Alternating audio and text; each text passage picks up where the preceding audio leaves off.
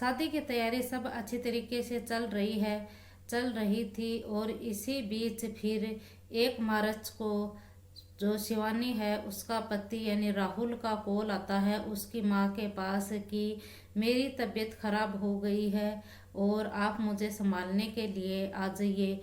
और वह उसकी जो माँ है शिवानी की, वह राहुल के पास उसको संभालने के लिए, देखभाल करने के लिए चली जाती है।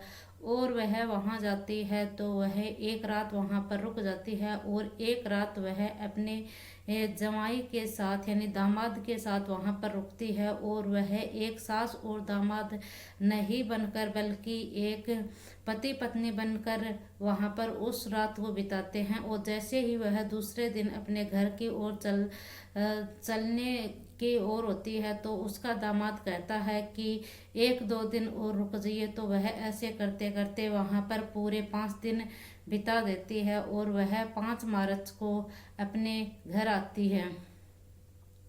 और 5 मार्च को अपने घर आने के बाद वह अपने पति जितेंद्र से कहती है कि अब शादी में कुछ ही दिन बचे हैं, आप ऐसा करो कि मेरी बहन के यहाँ पर शादी के कार्ड दे आओ और आप स्वयं जाकर वहाँ पर शादी के कार्ड देकर आओ ताकि वह लोग भी शादी में आएं और हमारी शिवानी की शादी ही अच्छी धूमधाम से हो। जितेंद्र अपनी बीवी की सपना की बात सुनकर वह उसकी बहन के यहाँ कार्ड देने चला जाता है। और फिर सपना पीछे से अपनी बेटी शिवानी को कहकर जाती है कि मुझे मार्केट में कोई काम है और मैं मार्केट से शादी की कुछ शॉपिंग कर कर लेके आती हूँ। और वह पीछे से अपने घर से सब जो उसकी बेटी शिवानी है उसको बताकर मार्केट चली जाती है। और मार्केट जाने के बाद वह वहाँ पर शॉपिंग वगैरह करना शुरू कर देती है। और फिर लगभग शाम को वो 8 बजे जितेंद्र घर पर आता है। जितेंद्र घर पर आकर अपनी बेटी शिवानी से पूछता है कि तुम्हारी माँ कहाँ पर है। तो शिवानी बोलती है कि मम्मी तो घर से शादी की कुछ खरीदारी के लिए शॉपिंग करने गई हुई है, अभी तक आई नहीं है। लेकिन जैसे जैसे शाम ढलती गई वह उन दोनों ने इधर उधर कॉल करना शुरू किया कि तुम्हारी मम्मी आई नहीं है, लेकिन उसका कोई पता नहीं चला, उसका फ़ोन भी बंद आ रहा था।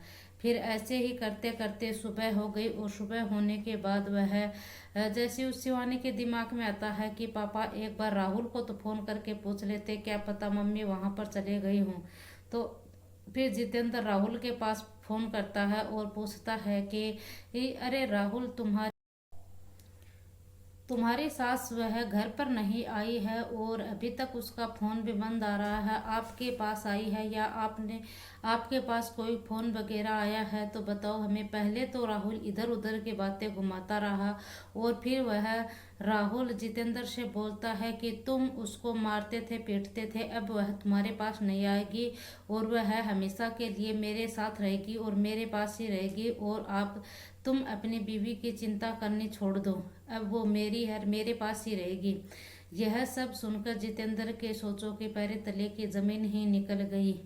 वह क्या रिश्तेदारों को बताए और क्या इधर उधर के लोगों को बताए। यह सोचते सोचते फिर सचिन ने सोचा कि कुछ तो करना पड़ेगा। वह यह सब अपने रिश्तेदारों को अपनी आप बीती बताई और वह पुलिस स्टेशन जाता है। और पुलिस स्टेशन में जाकर वह सारी अपनी बीती बताता है कि साहब, मैंने अपनी बेटी की सगाई लगभग 6 महीने पहले अपने ही गांव के रहने वाले राहुल के साथ की थी और अब 16 अप्रैल को उसकी शादी थी।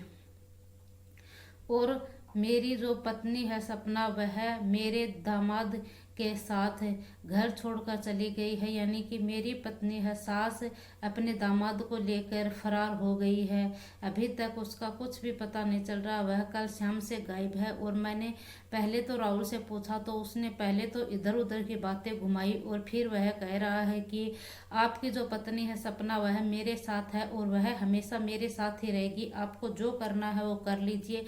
आपने उसको मारा है, पीटा है, आपने इतने दिन उसको बहुत परेशान किया है, अब वह और परेशानी नहीं झेलेगी और अब वह मेरे साथ ही रहेगी। यह सब कहानी सचिन ने वो जितेंद्र ने पुलिस वालों को बताई थी।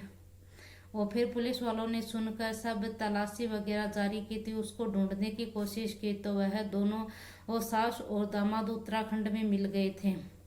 और उत्तराखंड में मिल गए और उन दोनों को थाने भी लाकर पेश कर दिया है। लेकिन जो शिवानी है, राहुल की जो होने वाली पत्नी थी, जिसकी शादी 16 अप्रैल की थी, वो उसका सिर्फ यही कहना है कि हमें नहीं तो मम्मी चाहिए और नहीं हमें राहुल से कोई मतलब है।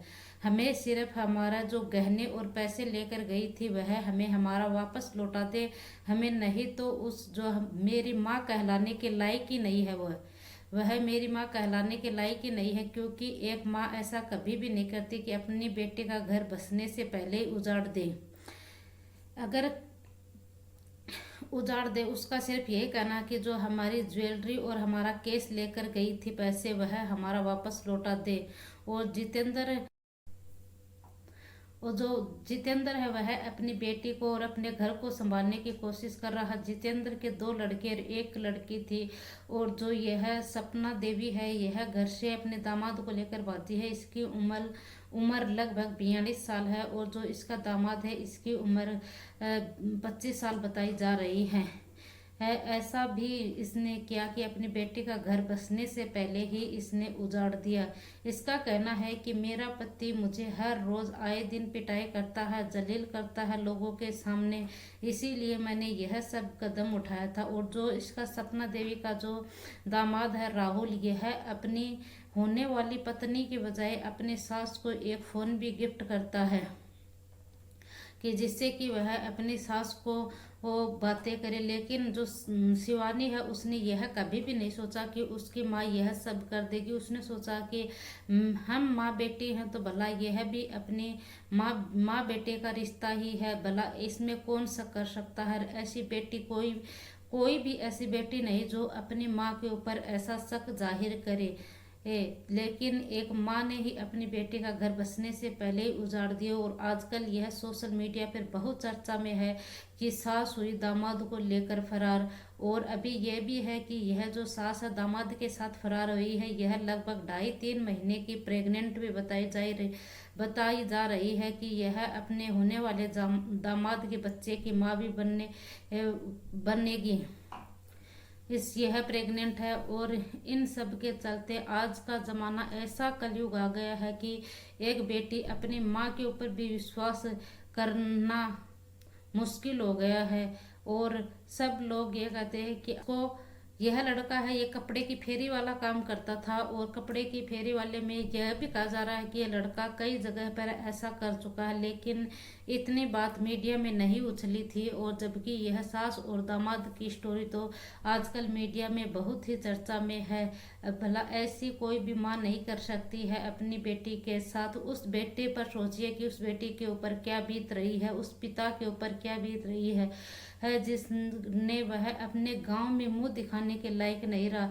अगर उसकी बेटी ऐसा कुछ करती ना, कि उसकी बेटी किसी और लड़के के साथ भाग जाती, तो इतना कुछ खौफनाक नहीं होता। बल्कि एक महिला जो अपनी शादी बेटी उसकी शादी करने के लायक हो रही, फिर वह ऐसा करती है, तो आज का जमाना भले क्या कहें।